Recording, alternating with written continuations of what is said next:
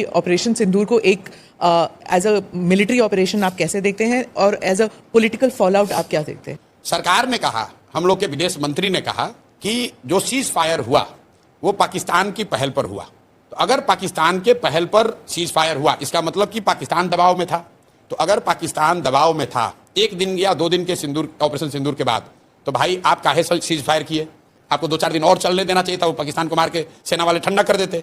तो ये तो सरकार अपनी ही बात में फंसी हुई है। सरकार ये कह रही है कि मिलिटरीली ये सक्सेसफुल है।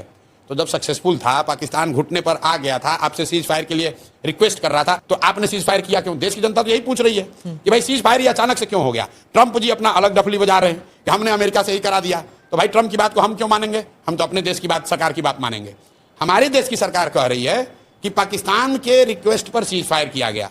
तो देश के नागरिक होने के नाते हम लोग पूछ रहे हैं कि भाई इतने दिन के बाद मौका मिला था, आपने ऑपरेशन सिंदूर शुरू किया, देश भर के लोग आपके साथ खड़े हुए और पाकिस्तान की हालत ये हो गई कि एक ही दिन में सीज फायर के लिए वो घुटने पर आ गए थे, तो 2-4 दिन और चलने देते। अमित शाह जी ने कहा है पार्लियामेंट में कि हम लोग वो लोग हैं जो देश के लिए जीने मरने वाले हैं, पाकिस्तान ऑक्यूपाइड कश्मीर को लेना हमारा लक्ष्य है। तो अगर पीओके लेना लक्ष्य था और पाकिस्तान घुटने पर आ गया था तो काहे सीज फायर किए?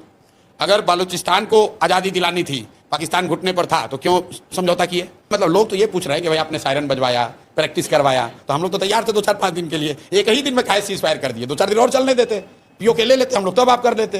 लोग ये चाह रहे हैं कि जब मौका मिल गया था तो पूरा ही साफ कर देते। बीजेपी के स्वयंभू नेताओं ने कहा कि अरे आपने इंदिरा जी को क्या देखा, हम तो पाकिस्तान को 4 टुकड़ा में कर देंगे, हम बलूचिस्तान बना देंगे, हम पीओके ले लेंगे। तो भाई कर लेना था।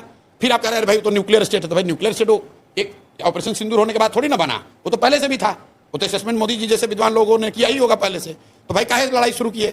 और किए तो पूरा करना चाहिए। देश की जनता ने तो नहीं कहा कि हम लोग न्यूक्लियर वाले से डर रहे हैं। भाई बीजेपी को अगर आप मुझे एनालिस्ट पूछेंगे तो चुनावी नुकसान होगा जिस मैनर में ऑपरेशन सिंदूर को जिस मैनर में रोका गया, और खासकर ट्रंप के ट्वीट के बाद।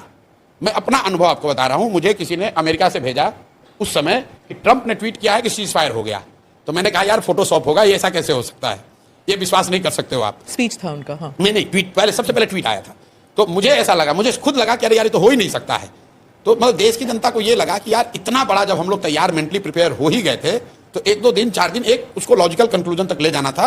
नहीं ले गया, चलिए उनका डिसीजन है, नहीं हुआ, मतलब पॉलिटिकली वो खुद भी कह रहे हैं नहीं हुआ है। उसके बाद आप मोदी जी का बयान सुनिए, डैमेज कंट्रोल करने के लिए वो क्या कह रहे हैं कि ऑपरेशन सिंदूर जारी है, उसका फॉर्म बदल गया है। वो भी नहीं कह सकते हैं कि रोक दिया है, क्योंकि उनको भी मालूम है कि देश की जनता ये नहीं चाहती थी कि रुके।